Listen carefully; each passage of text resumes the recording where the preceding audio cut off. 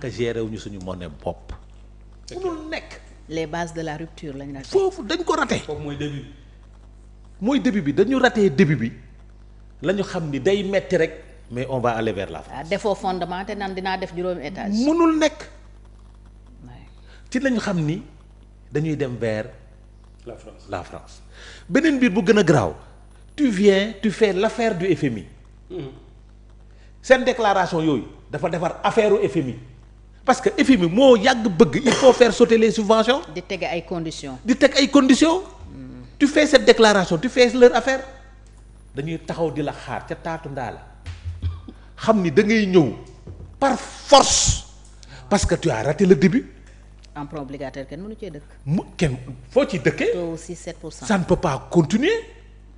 yow nga commencé non dootuñu dem au niveau international dañuy yem ci sous-région bi bravo ça c'est pas du souverainisme réew su bëggee moom boppam day jël alalu boppam téye économie téye alalam da koy téye soo ko téyee ba pare nga tëju régler la souveraineté alimentaire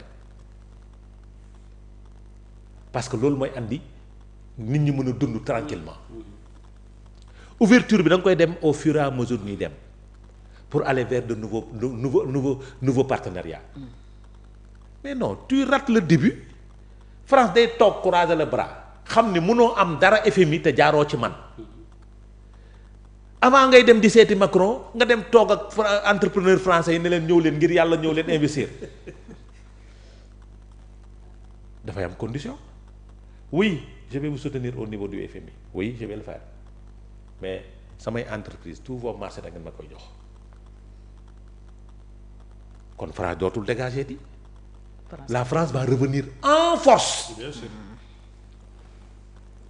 En force. ah kon c'est la compréhension bu ñu war a am ci rencontre président Bassirou Diomaye Faye ak. mais ça waa MEDEF dina gën a garaaw parce que dinañ dem foofu mois de septembre le 23 du le 23 le conseil d'administration war a am. oui ci le premier ministre di dem France. balaa conseil d'administration bi le premier ministre prendra des garanties. ay garanties yu wóor ngay jox France pour mu soutenir la au niveau du conseil d'administration soo ko joxul garantie bi du la soutenir kan moo gënoon rebelle envers la France c'était pas Bassirou Diomaye c'était Ousmane Sonko. Le choix du mois de septembre. le 23 du 23 septembre dafa war a delloo nit ñi xalaat nag le 23 la fay dem le 23 mooy conseil d'administration.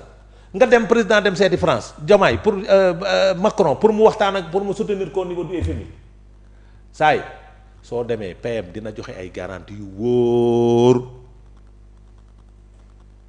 discours démb ya dootul amati parce que nag France xam na ni maa soxla Sénégal soxla. parce que ñu ne rencontre bi sax dafay dugg ci renforcement relation économique entre la France et le Sénégal. garantie la. mooy forum d'Afrique yan mooy garantie bi. lan moo nar a nekk. soxna Fatou loolu sax dafa ma poser problème parce que boo nee renforcement. oui. de relations. économique entre la France et le ça Sénégal. veut dire que Macky Sall deful woon lu bari ci loolu. waaw kon ñoom dañu donc nar a da nga koy gën a dooleel Macky. da nga koy gën a dooleel. loolu tax problème la. mais nag warul la benn. Ouais. parce que dans le fameux document Sénégal 2035 ils ont parlé d'améliorer et de renforcer. Ouais.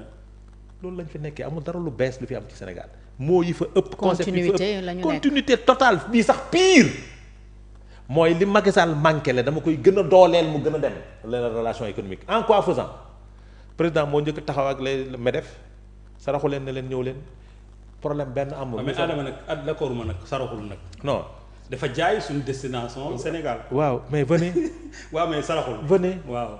venez. c'est que même le code vestimentaire là c'est un bon vers. oui quoi. oui C'est-à-dire mu ngi jaay. les opportunités au Sénégal. c'est-à-dire. moi j'ai beaucoup aimé ça. oui je ne refuse pas. mais man postulat de départ. génn waaw nañ ca nag. d'accord. xam nga le postulat de départ est important pour le français. waaw kan moo taxaw nii di wax. ki ñu doon wax lii. ñan ñoo doon taxaw nii di wax. ñoom tam dañuy ñi nga xam ni ils ont saccagé nos biens. ñoom tamit dañuy vaar. ah déedéet il faut lire les commentaires ba mu Diomaye demee Élysée il faut lire les commentaires des Français. fàttewuñu ils sont pas amnésiques on a saccagé ici les biens français entre guillemets parce que ce sont des Sénégalais ñoo fa doon liggéey. non c'est même des biens sénégalais. c'est des biens sénégalais. parce que assureurs yi assuré. voilà xaalis sénégalais la. voilà donc ils ont saccagé des biens Auchan Total BRT TER jàpp ni franc mais attends ces gens là qu'est-ce qu'ils vont penser ñi nga xam ne dañ doon wax ni France moo yàq réew mi. France dafa jël kuddam teg ko suñu gorge bi. France dégage. France dafa war a dem France dafa war a nangam tam France de tous les noms mais attends c'est ce président là qui est en face de nous ce président là ne nous a pas rassurés il ne les a pas rassurés le président n'a pas donné les garanties comme quoi que suñuy laalaatee seeni bien dinañ leen dédommager lors de son discours il ne l'a pas fait le président n'a pas donné la garantie comme quoi que loolu amoon Sénégal dootu fi amaat kenn dootul def cible les biens français il n'a pas donné cette. loolu kay garantie globale bi mooy stabilité. waaw ak justice waaw stabilité ak justice on est en train de redresser les entreprises françaises. wax na itam ci amélioration environnement des affaires. j'ai dit def stabilité de notre pays stabilité politique fii ban stabilité politique barke démb am na fi marche si la situation bouillonne avec les arrestations toutes azimuts ñu jékki-jékki rek mara day taali am lu xew qu'est-ce que tu vas dire parce que nag ñi doon wax France dégage yëpp. ils sont toujours là les anti-français sont toujours là. mais waxatuñ ko. waaye déedéet. je ne parle pas de ce petit groupe là. li may wax Tamba xam na ko à l'université dans les chambres ba ñuy fay jàng on disait tout le temps ces discours là. on avait tout le temps ces discours là on avait ces discours là. contre la France. ok sentiment anti-français bi. ces gens là sont les anti-impérialistes. sont toujours là au Sénégal et ce sont des jeunes qui sont là qui ont lu les livres et qui sont toujours là su amee keneen ku porter ce même discours là ils sortiront. c'est vrai. c'est ça la vérité. Okay. c'est vrai. ces gens-là se sentiront trahis par ce pouvoir-là. waaw wala déet et ils attendront képp koo xamante ni à ce discours anti-impérialiste ils t'accompagneront. oui parce que le mot souverainisme bokk na ci li attiré woon yu bëri. parce que pour ñoom on doit tendre tout droit man ci ñooñu laa bokk nous devons avoir notre monnaie notre propre monnaie pour être souverain. le souverainisme est différent de l'indépendance. on peut être indépendant et ne pas être souverain mais quand on est souverain on a dépassé l'indépendance mooy ñu moom suñu bopp te pour moom suñu bopp nag ci biir ba lay tàmbalee. ak état warul manqué xaalis. war ko. toog ba naan tension de trésorerie état moom xaalis état moom xaalis moom moo tax xaalis am su état Sénégal ne tey man bokkutuma ci CFA. waaw CFA du am benn valeur. su ma dootul amati valeur. oui donc yow mënoo nekk loo xam ne tu es la garantie nga koy ñàkk. di am problème. non di ko ñàkk. di ko ñàkk. ça n'a pas de sens. li gën a garaaw xam nga ce qui va se passer. ils avaient 10% des marchés sénégalais la France. les entreprises françaises. ils vont tendre vers 20 et 21%. surtout que temps yi dañoo bari problème ñoom tam. ñoo ëpp problème ñoo ëpp problème ñëpp.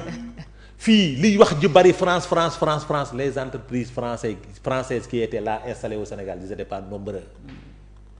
les marchés de l'État li ñu ci doon am bariwul. dafa dem benn moment sax dafa dëpp Turquie ak Chine ñoo fi daan ëpp marché. xam nga fu ñu jëm fi mu ne nii dans le cadre de la concurrence les Français ñàkkuñu fayda ñàkkuñu fulla ñàkkuñu fayda ñàkkuñu jom.